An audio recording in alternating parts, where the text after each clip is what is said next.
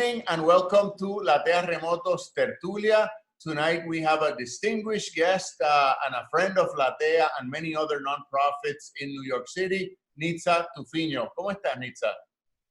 Thank you. Thank you very much for inviting me to be here at Latea to have this conversation with you, even though we don't see each other that often, but with the pandemic, okay, this is a good way to go through history and talk to each other. So thank you so much to Latea and Clemente for inviting me to this tertulia. You know, I'll try to be brief and make people understand some of the history, you know, of our diaspora.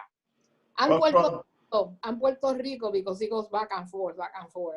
Throughout the years, you've been a great friend of the Clemente. Thank you very much, and of Latea, so many other not-for-profits. So this is long overdue. I knew Clemente, and when we took over the building, I was there. Wow. So, you know, and Cuca, the poets and all of that, and he was very happy. So, you know, we have, you know, it's always the same Boricuas that are in the trenches doing everything when it comes to the arts. Either we move in Soho or we're in Noho, Lower East Side, Loisaida, that was coined by Bimbo Rivas, and the New Yorican Village, Eddie Rodriguez, and all of that, and then Miguel Algarin, that tonight I'm going to be with Miguel.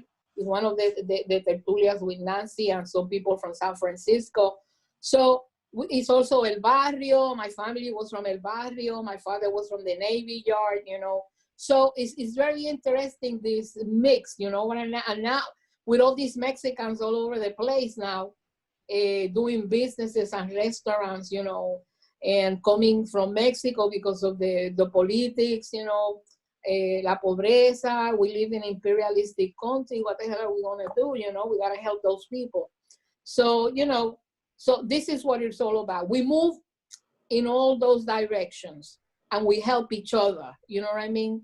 Esta mano lava esta y esta lava esta. It's very important to keep that in mind in terms of philosophy. Thank you. Thank you. Well, before we delve into this and so many other topics, I want to just say that this is the excuse for this, because this is a long overdue conversation and one that I hope we keep having throughout throughout time going forward. The excuse is a magnificent exhibition that unfortunately just came down at the Museo del Barrio, highlighting the achievements of Taller Boricua. And of course, Nitza has been a participant, you know, and a great presence, the first female artist, you know, to like put those guys in shape, so on and so forth. So we will talk about we will have a frank conversation about Nitza's trajectory, if we can have it in the space of an hour, because there's so much to talk about. So before anything, let me just tell, for those people that don't know, which I don't know who they may be, but there might be some people that don't know as much about Nitza Tufiño.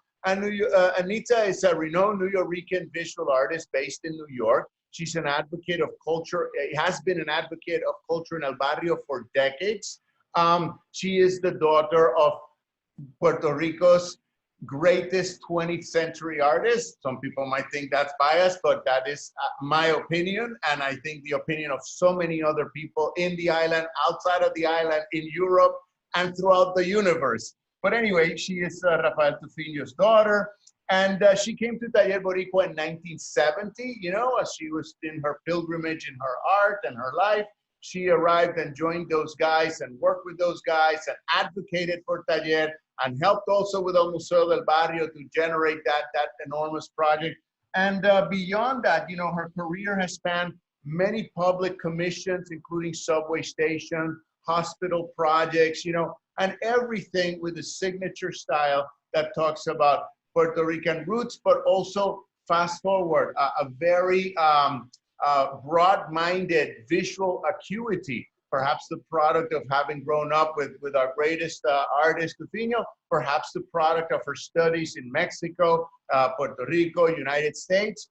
And ultimately, she has also received a remarkable amount of awards, which I won't go into. So that will have to suffice as a bio for Nitza. And to start off, I wanted to ask you, Nitza, you know, you have been identified as Mexican, as Puerto Rican, as New Yorican. How do you yourself makes sense of this hyphenated hybrid identities? What is Nitza Tufiño's idea of her own identity?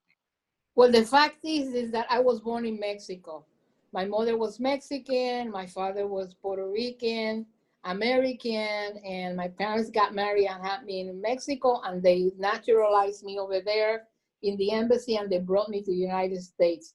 And I came to Manhattan for the first time, and then from Manhattan we moved to Puerto Rico. Later on in my life, I came to study here, like when I was very, very young, in 1962, you know, going to junior high. I did junior high here for 2 years, but then I went back to Puerto Rico. So it's been like the Guagua area. We travel back and forth because of family issues. I wanted to be with my mother. I wanted to be with my father and things like that. And then at the end of the day, I went to study in Mexico because that my mother expressed to me how important that was, that it's a different school than to study in the United States or Europe, okay? It's more political, it's more revolutionary, it's also more technical, okay? And through my mother, I met a lot of the great artists. I met Siquieros, I was with him in Cuernavacas. I know his wife, you know, I know Hoffman, you know, a lot of people, because my mother was part of the Fridos. But living in Puerto Rico with my father, that he was the head of the Divetco for a while after Omar. Omar went to do, first it was Irene Delano. Then Irene Delano gave her position in the graphic department to Omar. And then Omar went to the Institute of Puerto Rican Culture and I gave it to my father. So I was very much involved from a kid watching all those guys doing art, and also the writers, Rene, Emilio, Pedro Juan, all those people, and the movies that they were making because of the Divetco. And I saw the organizing that went on with Fred Wells. He was an urban fellow from Colombia who was hired by Muñoz Marin to organize in the countryside to find out what were the problems that people were having, you know, and then they apply those problems to make stories and to make movies and to create change. So, you know, I come from that, watching that situation and the artists helping each other. And also from a centro, and many, many things. Omar was a very big, he was a big mentor to me, which I appreciated. Carlos Osorio, that I knew from when I was 12 years old. But traveling from New York and Puerto Rico in the 60s, you know, that my family comes from El Barrio. My mother lived for a while in the West Side, and then she lived in El Barrio. You have to understand that in 1964, right after John F. Kennedy dies in 1962, I was here in the States. Then in 64, the riot starts in Harlem. You know what I mean? Because of the abuse that the whites had with the black, and it started with young black people. So there was many uprisings in El Barrio. And then after that, Lyndon B. Johnson created the Real Great Society. That was money to go into the different barrios that were poor all over the United States. So there was a Real Great Society in El Barrio, but it comes from all those, how would I say, riots. In 1968, they killed Martin Luther King, so that gave it a bigger uprising in all the ghettos, you know, for that also. And in 69, I was finishing school, so I was returning to New York, and I went to— From Mexico, you're finishing school in Mexico and coming— in Mexico, and then I'm coming here into the States. And my father is at Taller Boricua, but in the times that I was traveling back and forth from Mexico to New York to see my father, see my mother, my father was part of Friends of Puerto Rico. Friends of Puerto Rico was an organization run by Amalia Guerrero, very rich woman. She was a dancer, a ballerina, and she was married to the owner of an Imparcial. It was a big newspaper in Puerto Rico. And she was in the club of all those rich people, and they formed this organization for artists. And they had a huge building on 3rd Avenue on 30th Street. So a lot of artists were there, you know, like when I was 15 or 16, that my father was involved with them. I used to see Carlos Irizarry. Carlos was involved in there, Carlos Osorio. Sosa, some people from Divetco were there. Vitín Linares, Sosa.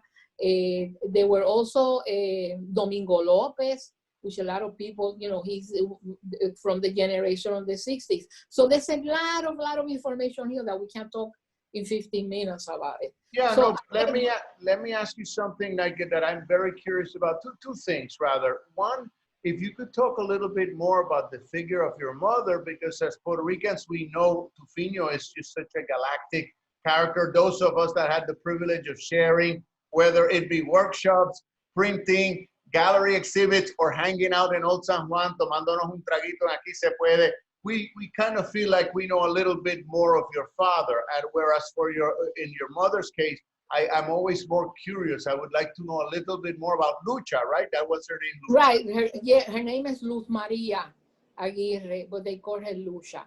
And in the background, there in the painting on the right side, I painted her like Frida. You see it back there. Yes. Okay. Anyway, my mother was a model and a dancer, and she danced para el ballet folclórico de México. Wow. So she knew most of the people in Mexico. She modeled for a lot of artists, Cantú, Ruiz, you know, Hoffman. There's a lot of sculptures on her. So Hoffman is Hans Hoffman? Is that Hans Hoffman? Yeah, Hans Hoffman. Okay. The German, he's German. Right. German. And he went from Germany because of the Nazis to Mexico, and he came with a countess or something like that was very rich.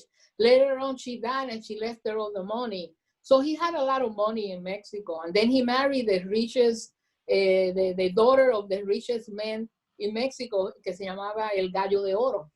So my mother was in that class with all those people when she was very, very young. So it's like the two. You come from two very connected art denizens. Trufiño in Puerto Rico, which is our small island, which is normal, and Mexico, which was the empire of culture. We wouldn't be in New York right now if back in the 50s, we would all have flocked to Mexico. La Habana was in Mexico, Puerto Rico went to Mexico, Argentina went to Mexico. So she was connected almost like Trufiño, or more so than Trufiño in San Juan. She was part of the she was very, very well connected, and she knew, like, you know, Pérez Prado. She knew, Diego Rivera, tú sabes, Siqueiro, Clemente Orozco. So, you know, my mother was very connected, you know what I mean? And she was a model, and she was modeling in one class for my father, and that's how they met. You know what I mean? So anyway, and then after that, well, you know, she dedicated her life to my father. You know, she decided, well, I mean, you know, and she went to Puerto Rico. Many of the artists in Puerto Rico and begged her, don't go to Puerto Rico. Puerto Rico is a colony. You're not going to find anything there. This is a country, you know. Right. You can stay here and raise your daughter. And my mother said, no, I married a guy. I love him. I got to go. Wow. So she went, you know. And then when she went to Puerto Rico, she met with Poli Marichal's father. Sí, Marichal, Juan Marichal. Carlos Marichal. And her and Carlos Marichal knew each other from Mexico because they had worked. He was Spaniard, ¿verdad? He was a Spaniard. De las Islas Canarias. Él de las Islas Canarias. Entonces he had left because of the Spanish War or something. He went to Mexico, and then that's how my mother and him knew each other. So they meet again in Puerto Rico. So then you're telling me when you come to, I'm sorry to interrupt you, when you're coming from Mexico, you're a young graduate of university. Yeah. You land in Taller Boricua or in New York where your father. Yeah, when I came, you know, I was ready. Okay, now I'm ready to do my thing. You know what I mean? Because I didn't want to stay in Mexico. So then I came in, I go to visit my father at Rio Grande Society, which was on 111 in Madison Avenue. And Carlos Osorio is there, Harry Quintana. Harry Quintana used to one of the architects, was the husband of Marimal Benitez. And Marimal Benitez was already working for the Borough. She had graduated from Yale. She had done her doctorate. And she was working with Ralph Ortiz doing the papers of incorporation for El Museo. Okay, but before we go further, my question, and this is a very, I'm very curious about that. I've always known you to be a force of nature. Of course, I didn't meet you back then. I've met you in the context of New York since 90s, whatever, late 80s, 90s, Nitza Tufiño, and you've been very generous to me and many other visual artists, and we've shared many, many moments in Taller Boricua, for example. So when you arrived, you are the daughter of a very, very influential, perhaps, like I said, the most influential visual artist of the Puerto Rican 20th century. And you are a young woman in our enclave. I mean, our Latin thing, for all its great things, can also be a little bit sexist. So I wonder, how did you deal like this? So there's the young woman, the young artist, you know, who happens to be a woman. She is the daughter of Trufiño. She hangs out con todos estos tipos, right? With all these artists that are already, I imagine, in their 30s, 40s, kind of, you know, already like somewhat mature. What was the reception? What, like, did they just say, well, whatever Nitza wants?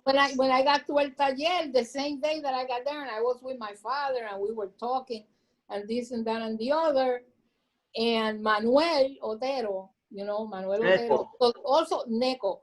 Dilcia Pagan was also part of RGS and the JVCs. JVCs, I don't know if you know who they are, but they come before the Young Lords, and we'll talk about that later. And Dilcia was the one that got my father from friend. They went and got Osorio, and then they went and they said, oh, let's get Trufiño in here, and they got Trufiño and all of that. But they didn't, not exclusively, right? Trufiño was both, he had a studio at Friends of Puerto Rico, and he also participated in Taller. He was in both, ¿verdad? No.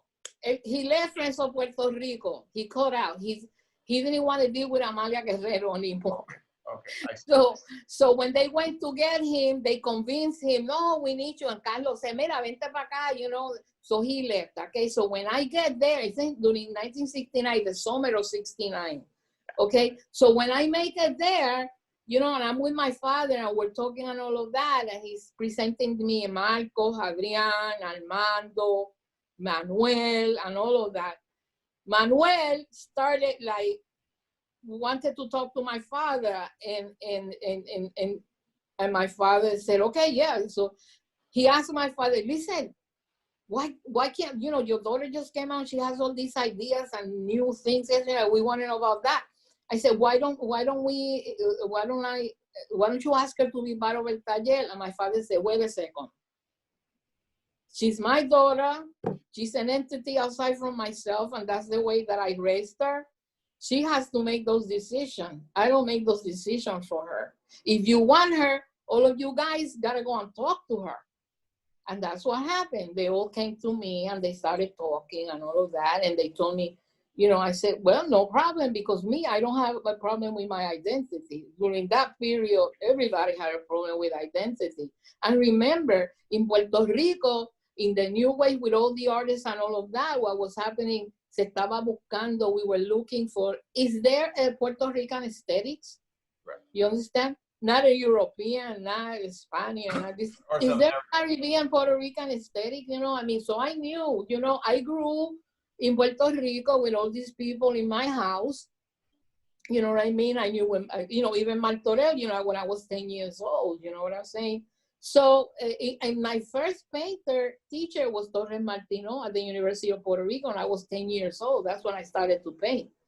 And the first person who gave me my first box of oil was Miguel Poe, okay? So, you know, so I was always around people, you know, a musician, the Cachiro Figueroa, you know, forget it, Ana Garcia. I took a lot of ballet classes with Ana Garcia and Hilda. So, and I took piano. I mean, I when I was a kid, my father made me taste all kinds of things. So they come to me and they ask me, you know, and I said, great, okay, adelante, ¿tú entiendes? So I get involved with them, and then we start teaching, putting exhibits outside of El Taller. But what happens? Marcos and Armando and Adrian and Martin Rubio, he came a couple of times. He wasn't really there most of the time. This guy had graduated from SBA, and they were looking to do something, you know what I mean? They had exhibited a couple of times at Friends of Puerto Rico, but they didn't really have a concept of creating what was later created as time was by, look what is Taller Boricua. And the two mentors that had a big deal to do with this were Carlos Osorio and Trufiño, because they were very clear. They had experience, you know, they knew about organizing. Well, it came from La Diveco. The workshops in Puerto Rico were very serious affairs, both government and independent. So they had exactly. the knowledge. They were very independentista, you know, I mean, so, and it was the whole cultural thing, you know, hacer cosas for the people that had to do with our culture, to show pride and whatever. So right there about pride, the culture, and teaching. And again, I'm sorry to interrupt you, Marcos. I wanted to do 2 interviews because this is so important, and you guys are both very different, but a magnificent sort of artists. So I sense when I talk to Marcos Dimas, a great pride in the education and the fact of bringing to some of the Puerto Rican community in the early 70s, sort of like the awareness of that aesthetic, what you're talking about as the Puerto Rican Caribbean aesthetic, because maybe it had been developed in Puerto Rico thanks to Trufiño, Omar, Martorell, and our artists there. But here it was the struggle. What is your greatest pride in terms of the racial situation? It was the racial situation. Remember, el centro is not Ibeco only. El centro de arte in Puerto Rico, who was housed by these same guys, Carlos Raquel. El CAP, Centro de Arte Puerto Rico. You know what? What did they do? They had a space in La Calle Cristo where they gave classes to children, and they had exhibits and all of that, and it was around the corner from La Fortaleza. So many times Muñoz Marín walked over and was having conversations with them all the time. And that's how Divetco got created, with Jack Delano, and listening to the artists and all of that. But they were never going to leave their ideology that they wanted freedom for Puerto Rico, or what was happening, you know, in terms of the Americans being in Puerto Rico and all of that. And it was in Calle Cristo, which is a Yankee, you know what I mean? A lot of Americans. Casa Cabana was there, you know, Gatsby's, you know what I mean? Ocho Puertas, you know.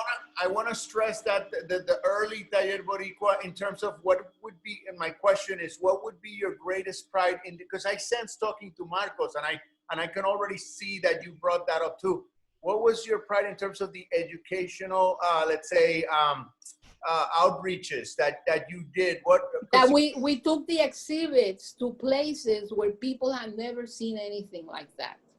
You know, I mean, they would take it in advantage. You see the pickup truck, that was Julio Rodriguez who had a pickup truck. That's my cousin, okay? My father's cousin. So he's from El Barrio also. And, you know, en Eireol, he created with Humberto Cintrón, Realidades, with Channel 13 and all of that.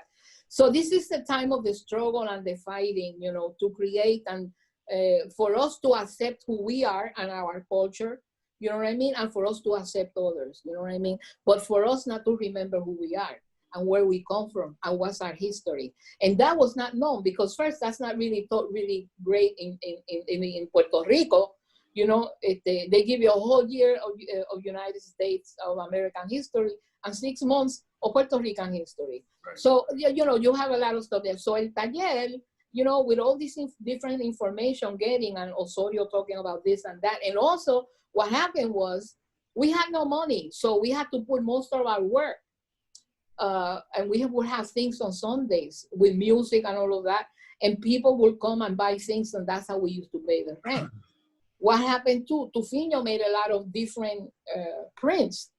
And Trufiño's prints sold like hot pancakes, you know, and that paid for the rent. That cost him later on, he stayed for 1 year, 2 years, and then after that he had to leave because his wife, the Italian, you know, Rosemary, she was very angry. So he left. And then after that, he went to Puerto Rico.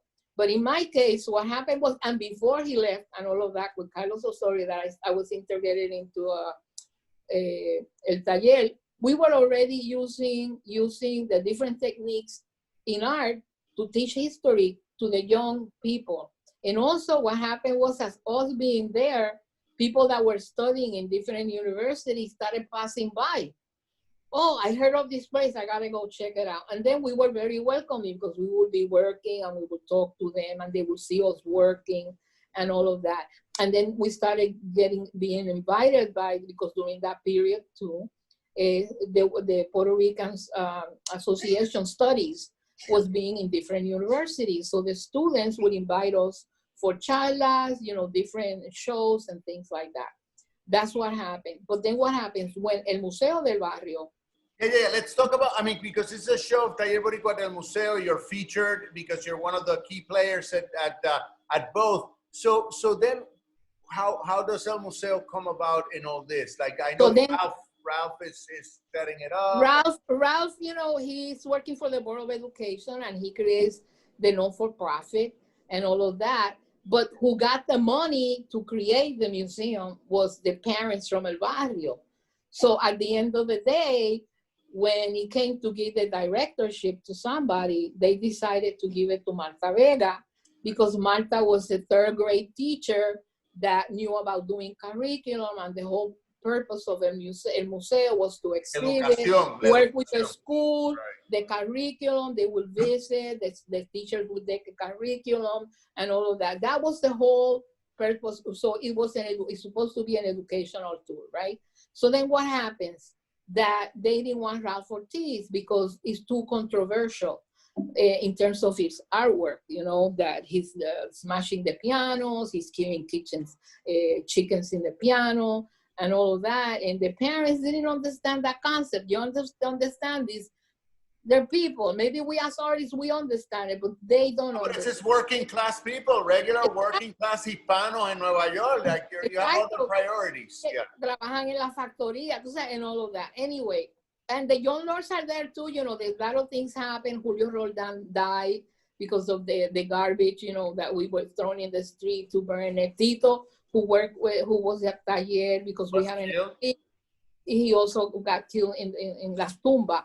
But what I'm saying is that that's what happened, that they decided that, so anyway, so what happens is that I'm there, okay? And this is all happening with El Museo. We were having conversations also with El Museo and the parents, okay? So they don't want Ralph Ortiz, they want to hire Malta through the district. Eugene Calderon is the superintendent after Sam Fryer and all of that. But there's one thing here. They don't know anything about Puerto Rico, okay? These people don't know anything about Puerto Rico. And they don't know the players in Puerto Rico. And what happens? In Puerto Rico, a disconnect. This is the Museum del Barrio for Puerto Rican culture, but there's a disconnect with the source of the culture in the Caribbean, in the island. They didn't have a collection, they didn't have anything, you know what I mean? So what happened? So Carlos Osorio and my father, they start. The only person that can resolve these things here is you, Nitza, because people trust you in Puerto Rico. We will help you, but you're the only one, and also the players, and you will bring trust into the situation because they know you since you were a kid. You know what I mean? So, you know, so there was no two way about it, and I was so unhappy, Trelles, because I just wanted to do my art. I just didn't want to do education, you know, be the ambassador. I mean, people, but my father said to me, listen, this is a job and you will see it in the future. I said, this is going to bring about change, big change, and you're going to unite the diasporas with Puerto Rico. Wow. You know what I mean? So I said, okay, so I went to work to El Museo, and I still stay in El Taller, because El Taller, I mean, when I was the one that did the whole study so that we could do the Metropolitan show, because they didn't know who the artist was. I went to Puerto Rico, spoke to Omar, spoke to Don Ricardo. Don Ricardo opened the doors for us with Thomas Hoving, and also the bird from the Museum. Thomas Hoving at the Metropolitan, right? Right, yeah. He came to El Barrio. He had no choice. We were doing the show, and we were going to open up in El Barrio, and then we would open it up at the Fifth Avenue at the Met. So it was a whole political push also. You know what I mean? So I was very, very much involved in that. And also involved in El Taller every time. I mean, I tried to open up a print shop at El Museo. So I brought Jose Rosa over, which I knew because from Puerto Rico. Inesita. You know, and so traje a José Rosa, José trajo a Gil Bernández, you know, Gil Bernández, and then I told Marcos this, my favorite print ever of El Taller es Gilbert con las latas de cerveza in the park bench with the girlfriend. You know, Gilbert? Yeah, you know who that is, right? Oh, Marcos already told me, but for the record, who is that lady? Who is that lady? That's Marta Vega. Yeah, I heard already. Okay, Wow. so Gil does that, and Gil gets integrated into El Taller. Rafael Colón Morales is coming from Spain, so he gets integrated. You know, Rafael calls me and says, oh, I don't know what to do. And he said, go to El Taller, you're going to start there. So, you know, so every time people will come, even when we were in El Taller, and my father and Carlos, we were on 2nd Avenue, even on 111th Street, every time people who come to New York, they will say, where's Trufiño? Where is Carlos? Okay, they end up there. So everybody got to meet Emilio Díaz Valcárcel. They would meet. So that's how the cookie goes, okay? Right. You know, we look for each other wherever we are. You know, we always try to make a connection. You know what I mean? So anyway, so then what happens? They're in 2nd Avenue, then they are in Madison Avenue. And then Lonnie Williams, who has the Heckscher building. The Heckscher building was a building for orphans.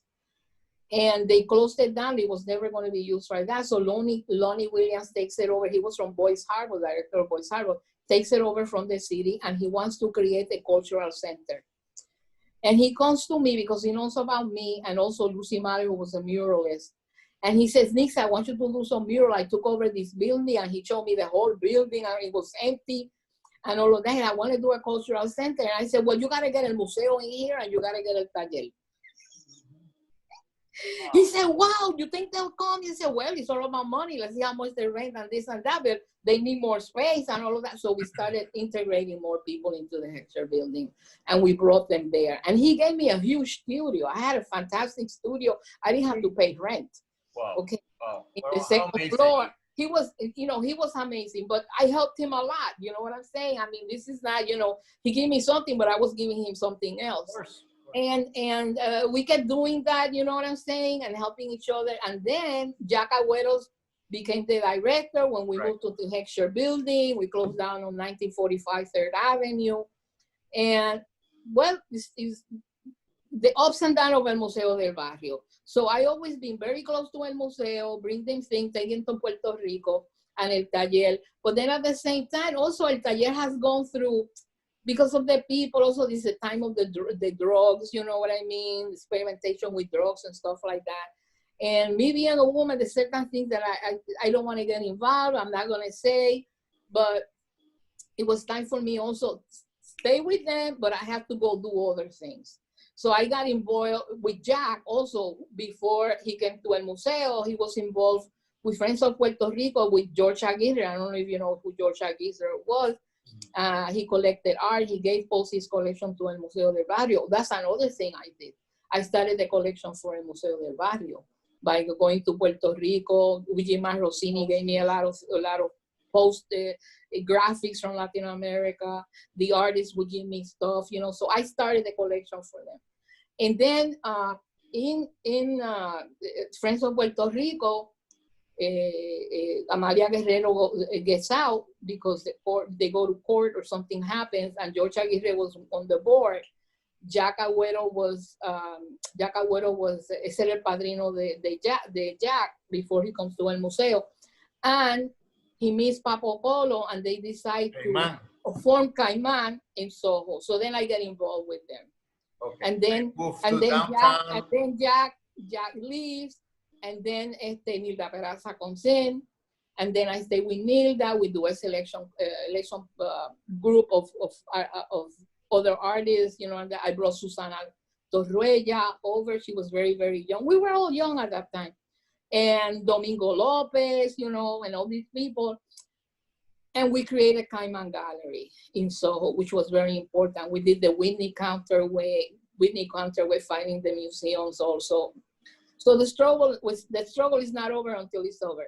But something that happened at Caimán that was very interesting was that as Aceta's career took off, Ana Mendieta, Aceta, el cubano, ¿verdad? Sí, sí. Exacto, sí, sí. His career took off. Ana Mendieta exhibited with us. Wow.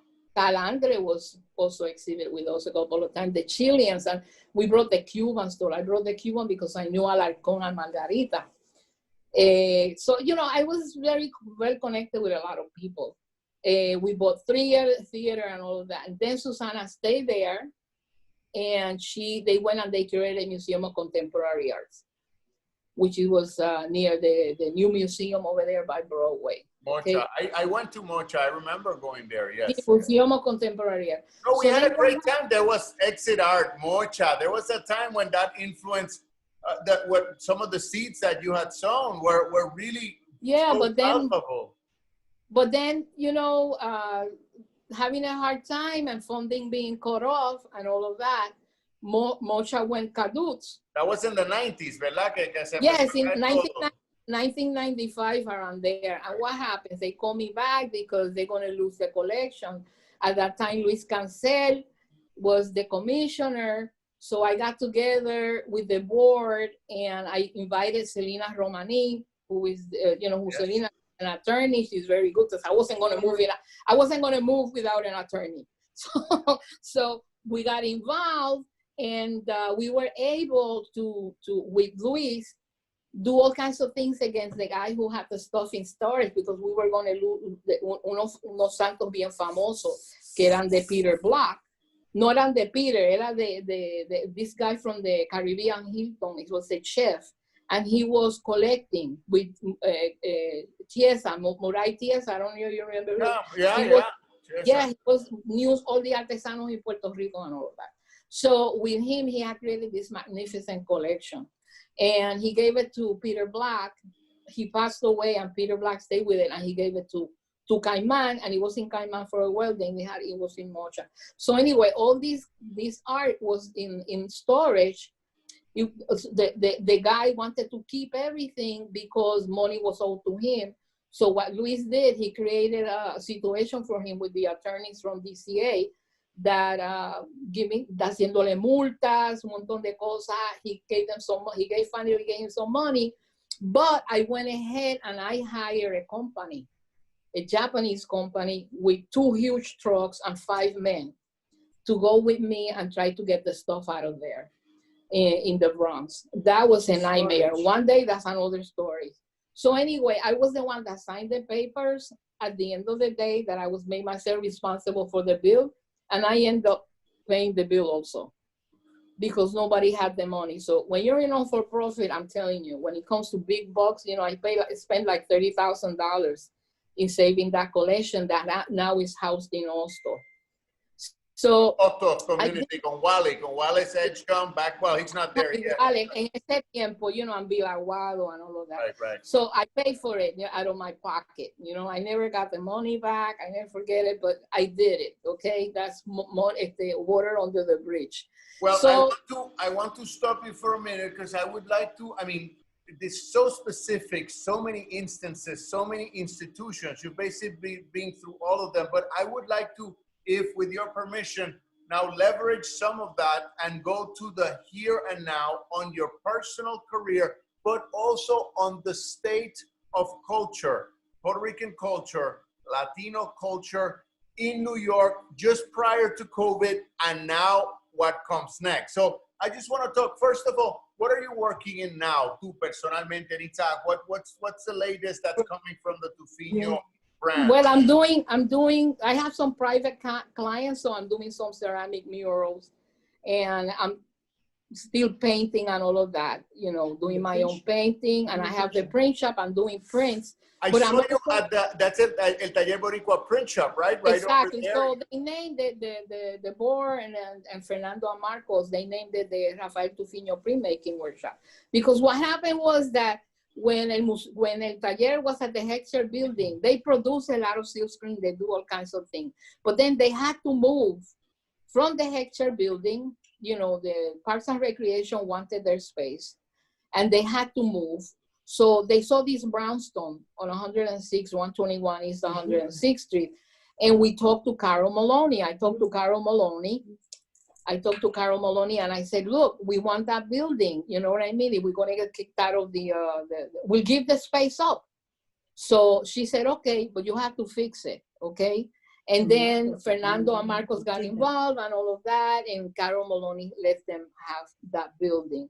But when they have that amazing Trufiño print shop right next to so now we have, so then for a long time, they weren't doing any prints. The one that was doing prints and it was digital, it was Fernando. He was very big at that. So, and they weren't teaching, they weren't doing anything. They were doing the gallery, you know, Marco was doing the shows and Fernando and all of that, but not much was happening. Then they moved to the, you know, that's when they moved to the Julia de Burgos, but they kept the brownstone. Then they did other buildings, and it's always been like, even with Carlos Osorio, I'll tell you, Carlos didn't believe that we should become landlords or be doing administration in terms of that sense.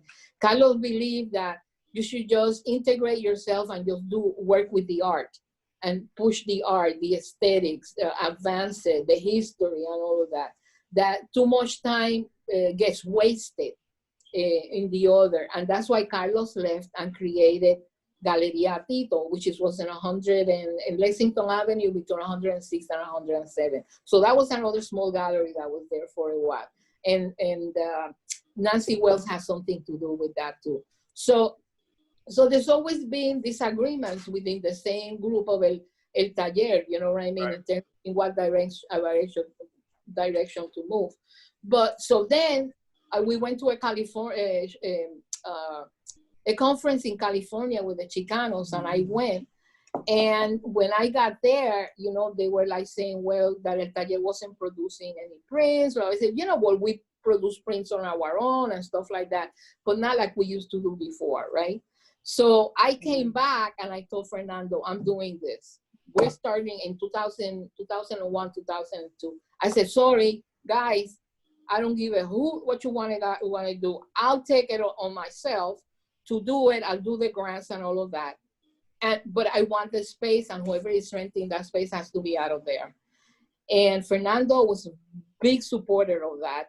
And we fixed the space, and I got a grant, and I bought the presses. I had the presses made, Charles Brand, from Michigan, and they were brought, you know, made, took like a year, you know. And then I started looking for artists that were artists and knew the basics, but wanted to learn different techniques. So I incorporated, because already, yes, we have this thing with the seal screen and all of that, the posters with the fighting and all of that, but the prints have to change. You know, the techniques, the experimental, you know, showing more of the artist, how would I say, techniques and things like that. And I wanted to do that more. So I took a couple of artists and I started teaching them all the techniques. I teach them pronto play, wood engraving, linoleum, anything that you can think of, I teach there. Okay, it's a small space, but we're doing it. And we started doing portfolios, and we started participating in the Campechadas in Puerto Rico, doing shows with Puerto Rico, in Ponce. And all of that. I saw some artists from Puerto Rico also working at the Trufiño. Right, then Eli is one that has come over and worked with us. And Eli Barreto, you know, he studied with Carlos Osorio and Trufiño and all of that. So, you know, so the past few years, I've been just dedicating myself to that, and maybe I will help, you know, and do one show or two shows at El Taller, you know, because we got to do the work. So let's move it then to the cultural, to the cultural landscape, because you have, you know, on like so many artists, you know, so many of us perhaps are more limited. Like you said, we work in the craft, or we work with ideas in the work, but some of us are not in the world, right? Like dealing, you are someone, you just mentioned Luis Cancel, who was Department of Cultural Affairs Director. You've been in touch with the people that make cultural policy. For example, I think we now have un Hispano, a Latin in the DCLA, Gonzalo, right. So how do you see this? Pero Gonzalo was part of El Museo. Yes, I know. He started in El Museo. This is the whole point, even when El Museo was started, or Taller was started. It was getting young people, and it didn't matter. You know, you were Puerto Rican, or you were from another culture. Ecuador, Argentina. It didn't matter. We did the same thing mocha, with caiman. You understand what I mean? You have to be broader. You have to bring everybody in. You have to be inclusive. Yeah, but then Nitza, why is it that sometimes, because the Clemente Center is very inclusive that way, but oftentimes or every so often it appears to me that Puerto Rico opens and brings people from Latin America, and then we get shown the door by some Latin Americans. Well, because they tend to forget that the ones that really started the whole thing were the Puerto Ricans. The Puerto Ricans, you know, and it has to do with money, okay? Because we're a colony, okay? It has to do that we are not looking for citizenship. We're automatically American citizens, but we don't have our own economy. You understand? Right. So what they forget, even the Dominicans, I am telling you, you know what I mean? If you look at the show that Carmen Ramos did at the Smithsonian, okay? Yes. She did the revolutionary print, whatever, and she included all the Chicanos. The Chicanos and the Boricua comes around the same time, okay? I don't want to hear it. I was with Leopoldo Mendez in Mexico when I was going to school. My father was over there doing that print. El taller de gráfica popular, of course. Exactly, taller de gráfica popular. No. So you know what? Don't give me the stories that where we're at. We have this show at el Museo del Barrio. She includes the Dominican York in the show, which has nothing to do with the Chicano. I mean, maybe some of them have worked with the Chicano, right. Maybe one or two. But what I mean, I'm Mexican. What's with me? I'm out of the picture. Who am I? You know what I'm saying? I'm not proud of the mix because you're on the West Coast, East Coast, whatever. What are you talking about? So that show is not. Let's visit that for a minute. What kind of a career, if any, what kind of a reception has your work had in Mexico? Given that you have this, you are Borimex. You are the total. Well, I'm Borimex, but I never. The thing is, how would I say this? I have never been interested in pushing any other cause than the cause of the Boricuas over here in the United States. That's number one, okay? I never, some people take it up on they say, I want to become Basquiat. So I want to be the first one. I'm going to get a gallery and blah, blah, this and the other, okay? My career hasn't been that. My career has been advocating, like you say, I get involved in politics. I'm interested in getting, you know, I did that with Dora Collazo and Loisaida. I was on the board of Loisaida. I lived in the Lower East Side. I did homesteading in the Lower East Side. Where were you down here? Street. We were the first one to take over buildings with people and start fixing it and then fighting the city. I done all of that. You understand? You're not talking to somebody that hasn't been in El Barrio or in the trenches. Right. You know what I'm saying? But you have to get involved politically. You understand? And you have to let people know who you are. You know what I mean? And you got to have a philosophy and you got to stand with it. So when I went, Margarita was in 11th Street. She was doing homesteading. Margarita Lopez, who was first councilwoman. But you know what? Dora Collazo, who was the founder of Loisaida Economic Development, she was the one that started breathing the young people as they go from elementary school to junior high to high school to graduating. And then looking at the future of who are the people that are going to mentoring the future politicians. You understand? That's what it's all about.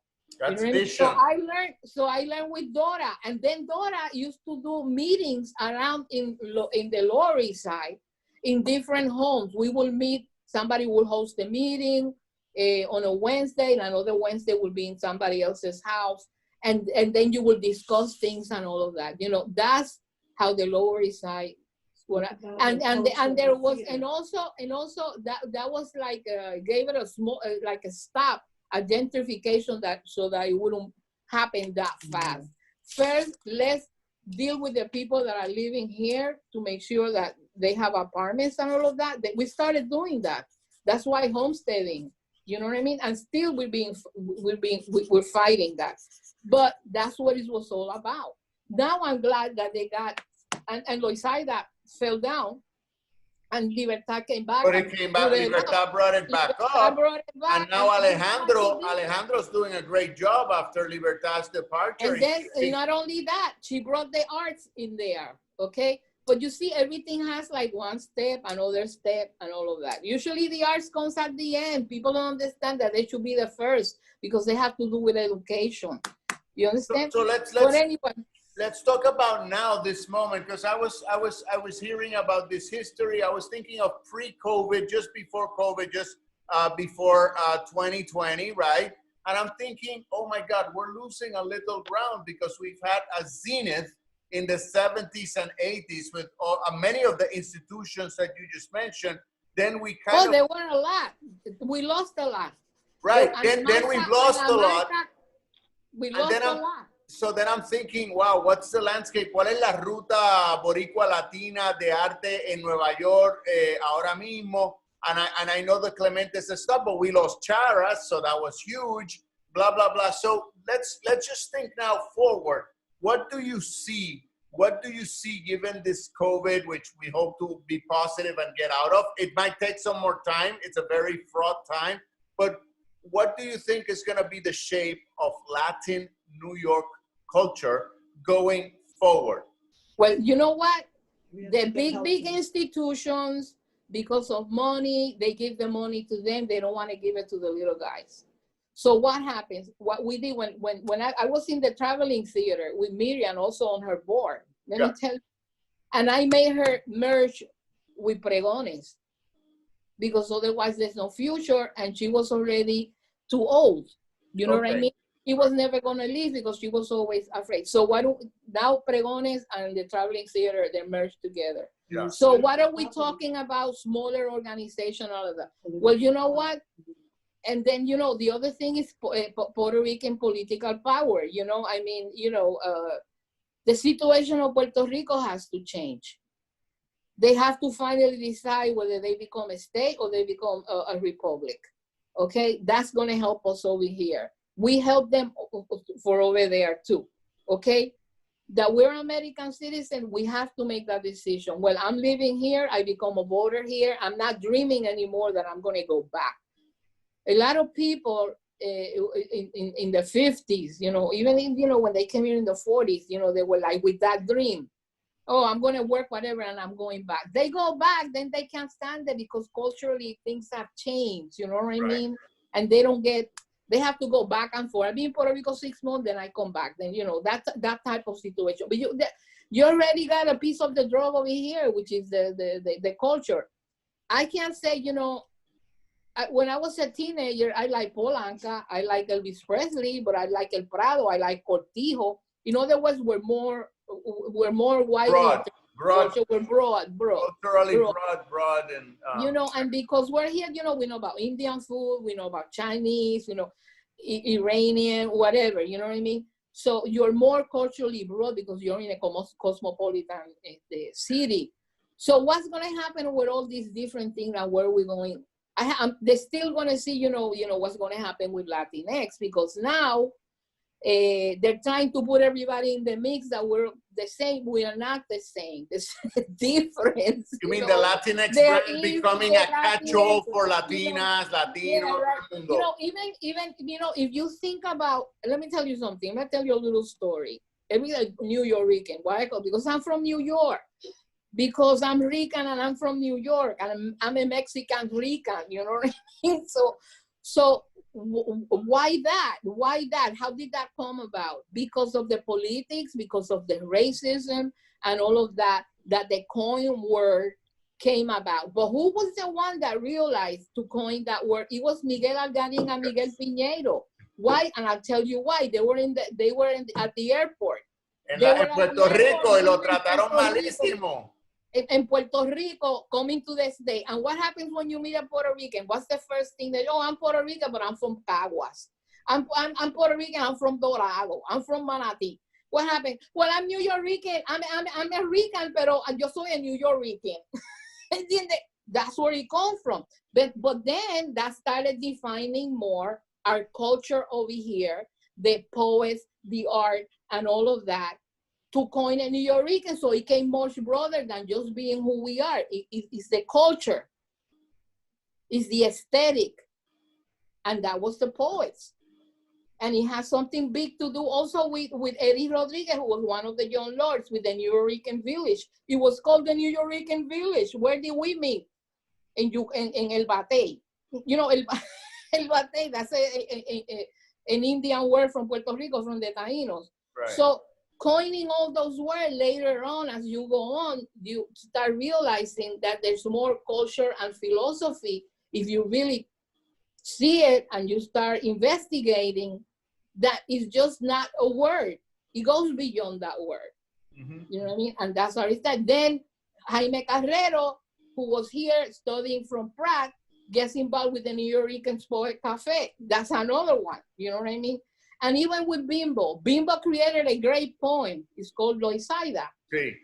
And what happened? Dora said, okay, we're going to name Avenue C Loisaida. So we went and we did it. So I've been in the trenches. You know what I'm saying?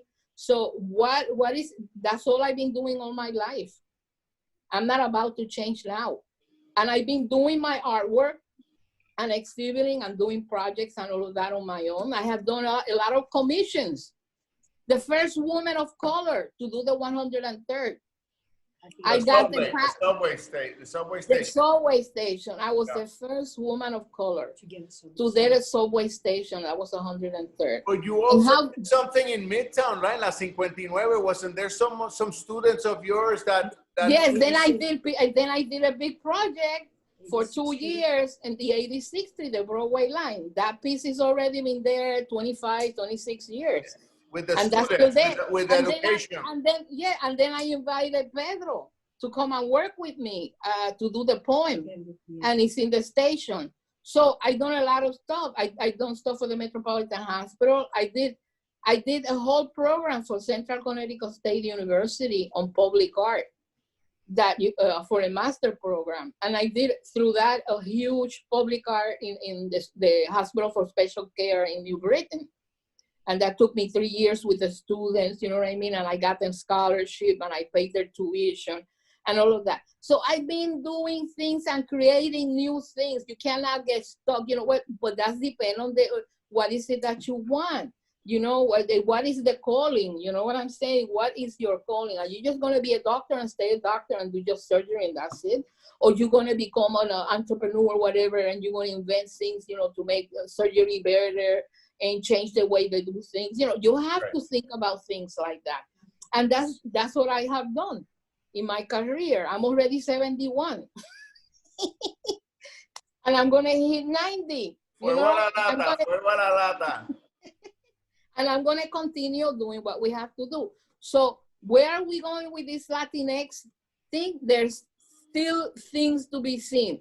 Have you seen that great article that I linked this for the New York Times, where she explains really the situation and historically about Latinx, you know, in the States? I've heard about it, but I confess I have not read it. I need to read it. I'm saying it to everybody. Google it and look at it. Aline Davila's on Latinx on the New York Times. You want to get a lot of information there. And that's history. Okay, that's history. You know, you have to look at this too. You know, look at the Black Afro-Americans, okay? In 1964, you get the Civil Rights Movement signed. In 1965, Kennedy started it. But who signed it? Lyndon signed it. Real Great Society came about the other day. In 64, there were the elections, you know, Mississippi, you know, with the Democrats, all those people, they had to fight, but they had to fight to get that vote, the blacks. So we are Puerto Ricans. So what are we talking about? We're blacks too. We have to accept that. We come from the Caribbean. We are not white. We are black. But there's some whites in Puerto Rico that they are truly white. They don't know anything about the culture. They know other things. They don't want to know.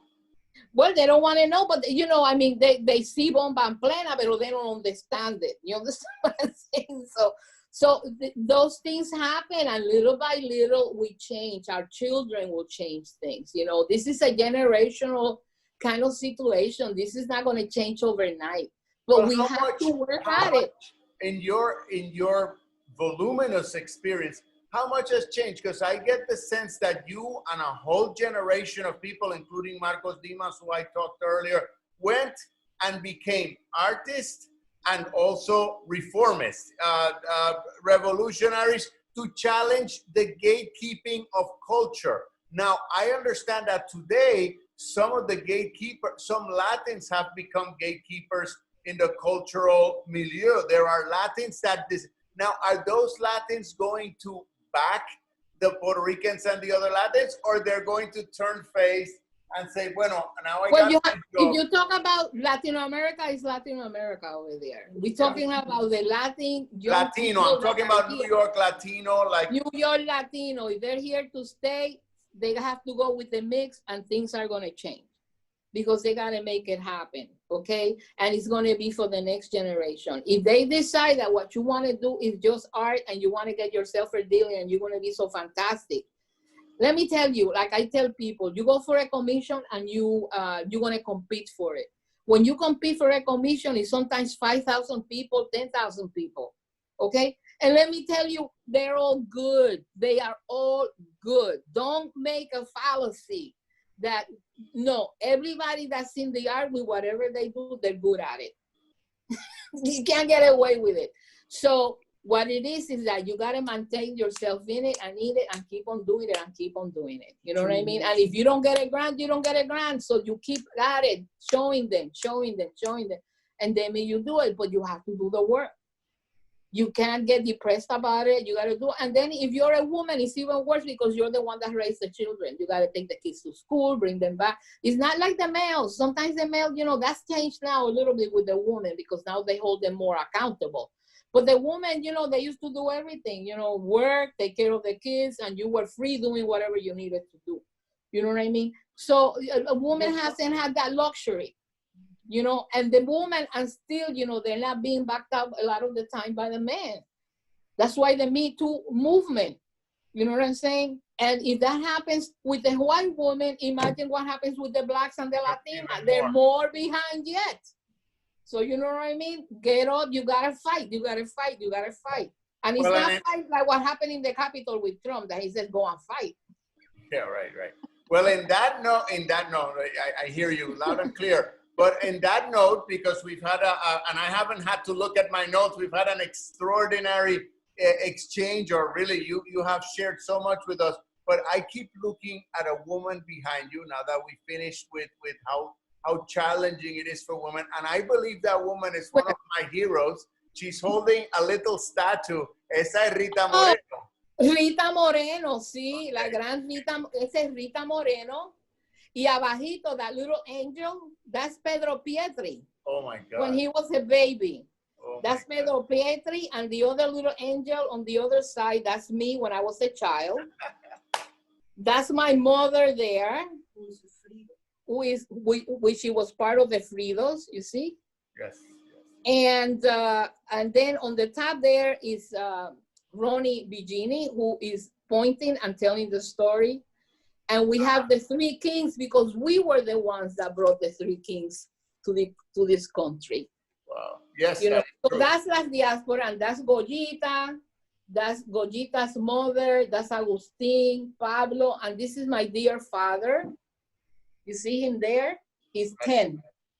10. And right to the right of Goyita, ¿verdad? La derecha de Goyita. No, that's Sarah. On the other side, you see Pablo. That's Pablo, my uncle. Okay. Goyita's brother, the little boy. You see the boy? Right. That's what I meant. That's whom I meant. Yeah. That's Trufiño Chiquito. Right. My dear father when he was 10. And let me see if I can show you. And then back there, you see. That's Sonia Sotomayor, I think, at the top, ¿verdad? Sonia, I'm going to show you. Y abajo es Marcos Dimas. Ese es Marcos Dimas. Allá abajo. Ajá. That's right. Espera un momentito.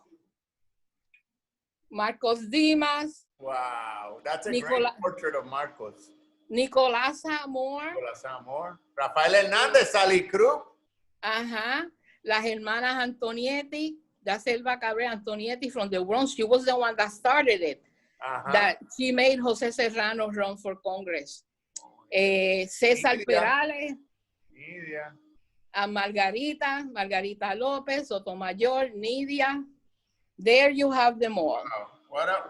Qué genealogía. What a genealogy, man. Qué cosa más increíble. So, anyway, this was great. Thank you, Nitza. No, I mean, we are honored. I'm grateful, and I really hope that we can have another conversation in some time because there is so much to still continue talking about and bringing some of your experience and your tú sabes, your wisdom. So we can. No, well, the thing is, thank you for inviting me. I'm glad that I had a chance because I never get a chance to talk about the history and things that have happened, you know.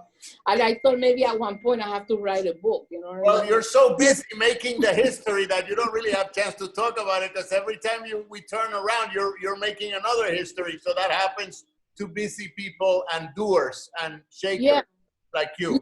Because now we gotta fight for that Latino museum that they're gonna make in Washington. The Washington. Exactly, and then we're gonna have to fight politically to make sure that we all go in there. Maybe las piezas de Teddy por fin will see the light of day instead of being shut off en tú sabes, las cajas esas, anyway. Yeah, but we have to, you know, we're gonna have to, you know, and get the right people in there. Okay. Well, I want to wish our viewers good night. Abrazo. Gracias, Nitza. You have the last word. I want to wish our viewers good night. I want to thank you, Nitza. La última palabra. Puerto Rico en mi corazón, todo Latinoamérica en mi corazón y que viva Nueva York. Que viva Nueva York. Thank you. Gracias. Take care. Bye bye.